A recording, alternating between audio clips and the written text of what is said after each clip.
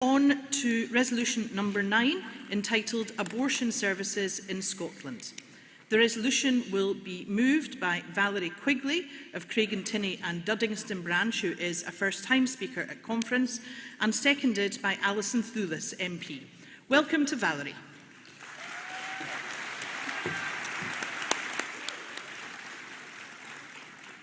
Hello, conference. As a first-time speaker, I'm glad to be here today moving this motion. As some of you who know me know, I've been at it trying to get something like this on the agenda for about 5 years. However, I'm not glad for the reason that these developments have made this motion so pertinent to human rights and women's rights. We're all aware of the fallout from the USA Supreme Court decision effectively reversing Roe versus Wade, and I hope that one of our speakers today can address this more fully. American organisations and funding are being ploughed into anti-choice and anti-abortion groups in the UK and Europe. I use the term anti-abortion advisedly, as many are against abortion rights for anyone in any circumstance. Scotland has seen an increase in the use of shock tactics outside NHS hospitals and clinics. Virtually all of the abortions up to 20 weeks in Scotland are carried out by our NHS. Patients and staff are harassed, intimidated and subjected to judgment, misinformation and traumatising graphic images on a regular basis. The 3 areas of action listed in the motion are already being actively looked at by the Scottish Government. I commend those actions to conference today. Making them SNP policy adds weight to the need to pursue them urgently. The key objective of introducing buffer zones or safe access zones is to protect patients and staff from this harassment and intimidation. It's right that this be implemented with care, involving service users and staff to ensure that there's no negative unintended consequences and to counter any legal challenges.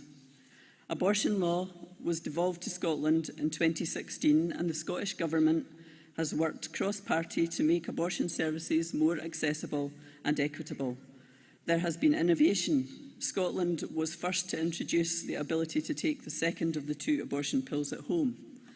Telemedicine has been successfully used during the COVID lockdowns, with both pills being made available to take at home without the necessity to attend clinics. This also provided an opportunity to address some of the inequity of access to the service in rural area health boards. Making this a permanent part of service provision is under discussion in Scotland at the moment. England and Wales have already agreed this. The Scottish NHS must have the ability to provide abortions in the 20 to 24 week period provided for in the 1967 Act that are currently being carried out in England. The numbers are low at around 40 last year, and the Scottish NHS boards are paying for access to these procedures. A commitment to providing the training needed to provide the service in Scotland should be in place prior to independence. The intention to address this is in the Women's Health Plan, and the Scottish Government is committed to providing services within Scottish NHS for all those who need it. The final paragraph of the motion is equally important. Establishing an expert review of existing legislation is vital to modernising our provision. Aspects of the 1967 Abortion Act are out of step with modern practice and result in unnecessary delays and inconsistent access to the available options in care. Here's just a few examples of that.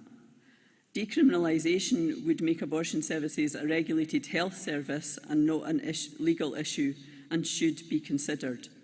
Modernisation of who can be involved in and where is a suitable place to provide medication would improve equity of access and prevent discrimination based on a patient's location. Home abortion tablets must currently be taken in the patient's own home. This can result in people having to decide to attend hospital when they would rather stay with a supportive friend or a family member. Surely This can't be a criminalised action. This can also be a significant issue for women living in abusive or coercive relationships who need to go somewhere else to take the tablets. 2 doctor sign-off requirements can result in significant delays. Specialist nurses can make all of the assessments necessary and prescribe the drugs used for home abortion if a pregnancy is not viable. Hello, red light. Yet they cannot prescribe the very same pills for a person they have already assessed who needs an abortion. Finally, the current process means that people have to explain their circumstances several times to several different people, which is generally accepted to be distressing and deemed unacceptable and unnecessary in other services. Conference, I move the resolution and ask for your support today.